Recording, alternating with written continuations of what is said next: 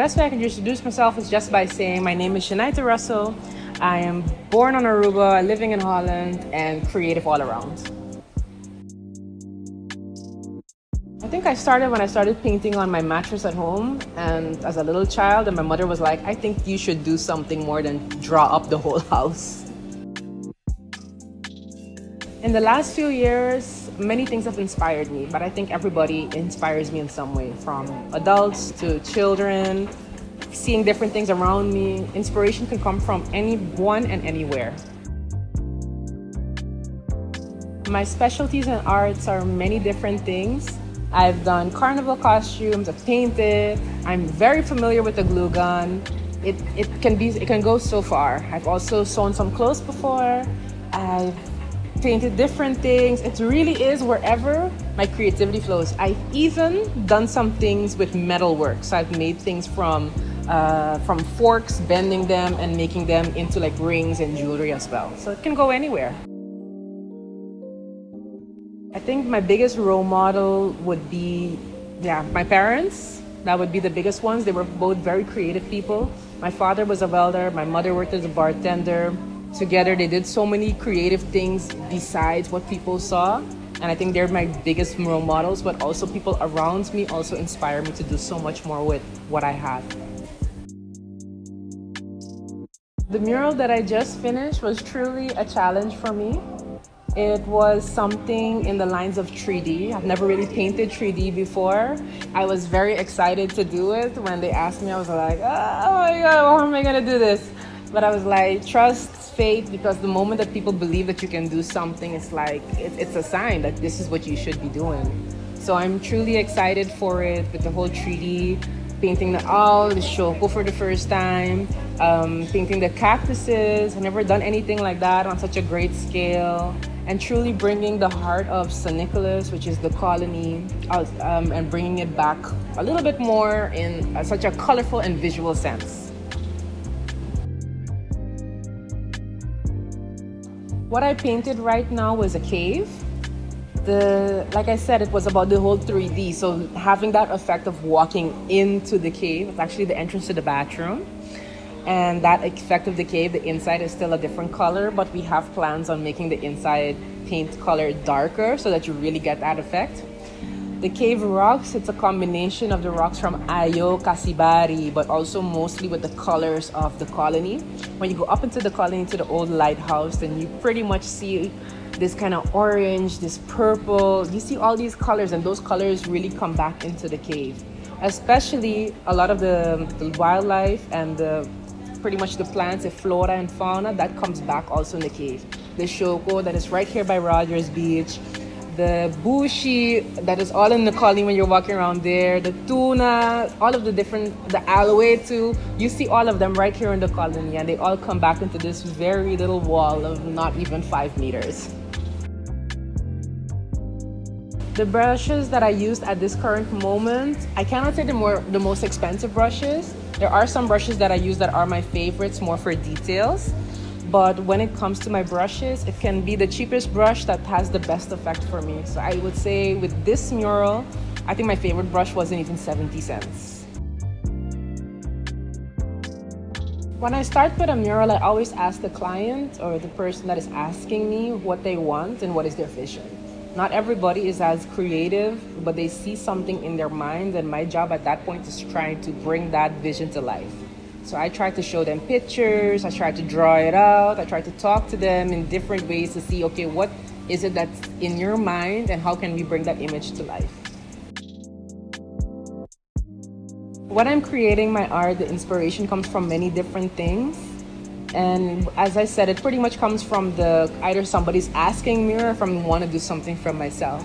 Usually when somebody's asking me, they have an idea already, and I try to put my personal touch in it as well. When I'm making art for myself, I really try to think about my culture. Like, I'm very fond of the Aruban tiles with the colors that you usually find in the old houses. I try to bring something about that back. I love my culture. I love it when I'm playing, I love playing dominoes. So I love when I see people playing domino, I'm always very excited to be like, oh, I want to paint that too, when I want to do it differently. I just love my culture and the way I grew up, seeing kids playing on the streets, baiding mondi, just enjoying the outdoor life of Aruba, and I love to try and do something in that direction. The piece of art that I'm most proud of, I can't say that there's one. I'm very proud of all my pieces of art. When I won Queen of the Rotterdam Carnival in 2017, that was the first time I made such a big costume, also by myself with my own idea. It was beautiful with petals, and it was like this giant flower.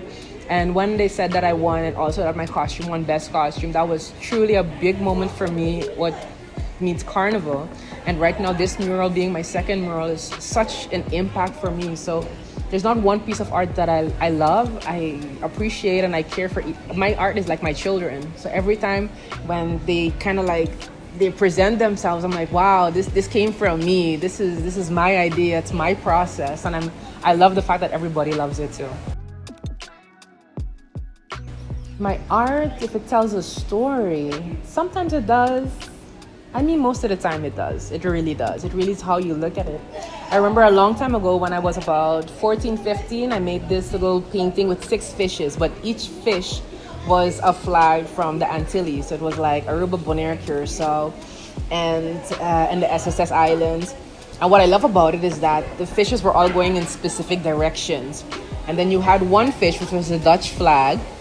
And it was like, depending on which, some people were still behind Holland, some were kind of finding their own way. So it did tell a story. And I believe, like I said, with this mural that I just did, the mural is mostly the story of the feeling of the colony, that there are so many hidden caves and so many elements around it. So I believe it always tells a story. The way I work, for me, it's always about asking the ones around me. Like I said before, usually I ask clients about what do they want, but on a side of that, I also ask other people that have done it before, how would they do it? So I truly believe in looking at people, not per se older than me, but also more experienced than me, and trying to get their wisdom and seeing how I can do it in my own way as well.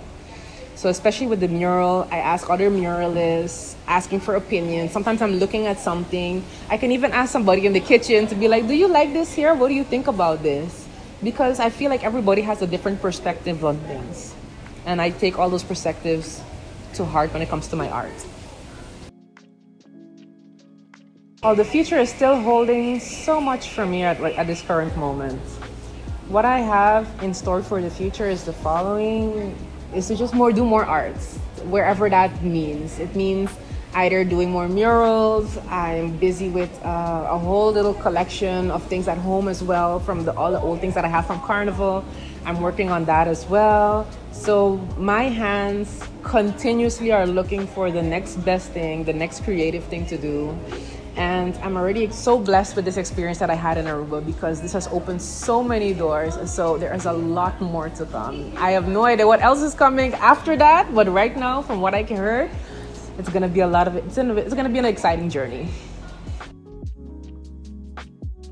My advice for future artists would be to just continue to fail and learn from all the moments of failure. Because as soon as you succeed in something, it's not the end of it, because there's something else that you're probably going to learn along the way. I learned so much with this wall about myself, about perspective, about people. And I mean, I see mistakes, people wouldn't see those mistakes, but those mistakes tell me to just work harder and try again for the next time. But the fact that other people are just enjoying it, and I get to learn and be blessed about being in this whole process, I'm happy for it. So definitely learn from your failure, because your failure means that you are getting closer and closer to your next step in being the greatness and great person that you're actually meant to be. So keep going, keep moving forward. Take me back, Pariba, pretty much just means bring me back to this side of the island, bring me back to San Nicolas, bring me back to the colony. I grew up in this area. This area is home. Anytime when I come down on vacation, the moment that the doors open, that air is, I feel like time slowed down. I feel like this is where my heart is. This is where I grew up. This is where I feel the love. And so every time I see the words "Take me back, Pariba," I just want to be into that warm, beautiful embrace of my people right here on Aruba. Pariba di Brug.